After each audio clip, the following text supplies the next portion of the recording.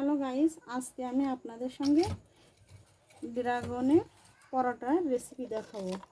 তো আমি ড্রাগনটা গরম করতে দিয়ে দিছি।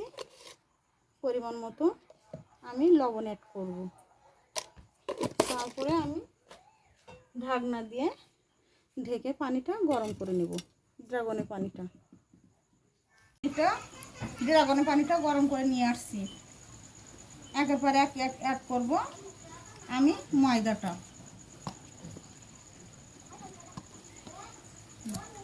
ময়দাটা অ্যাড করার পরে আমি সুন্দরভাবে মিক্সড করব। সুন্দরভাবে মিক্সড করে একটা সুন্দর ডো তৈরি করব।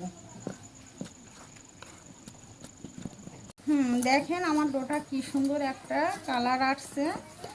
হাতে কোনো তেলই লাগতেছে না, তেলি ভাব। আমি হালকা হালকা তেল দিয়ে ডোটা আমি সুন্দরভাবে তৈরি করে আপনাদের দেখালাম। এবার আমি ছোট ছোট লেচি করে নিব। এভাবে আমি সব লেচিগুলো তৈরি করার পরে তখন আমি এটা বেলতে নিয়ে যাব। আমি সুন্দর করে গোল করে একটা লেচি তৈরি করে নিলাম। নেওয়ার পরে আমি অল্প একটু আটা দিয়ে আমি শেপটা সুন্দর করে গোল করে নিলাম। দেখেন আমার রুটির শেপটা কিন্তু অনেকটা গোল হয়ে আসছে।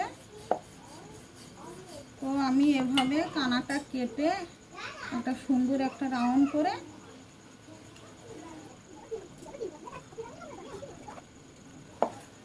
করে আমি রেখে দিব।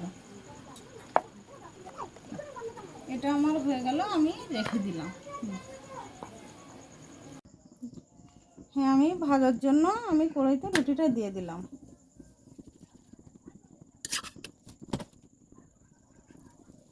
তেলের পরিমাণটা অনেক বেশি লাগে না।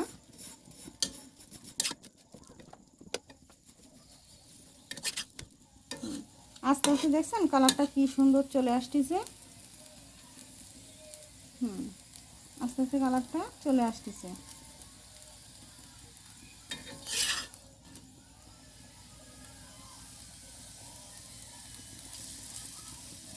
তো এক এক করে আমার সব রুটিগুলো আমি এভাবে ভেজে নিব।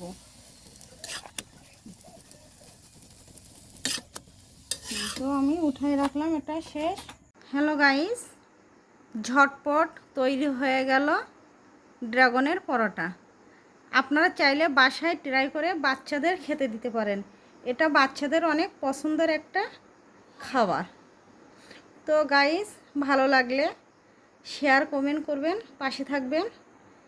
এটা বলে আজকের মতো আমার রেসিপিটা আমি এখানেই শেষ করলাম। আল্লাহ হাফেজ, সবাই ভালো থাকবেন।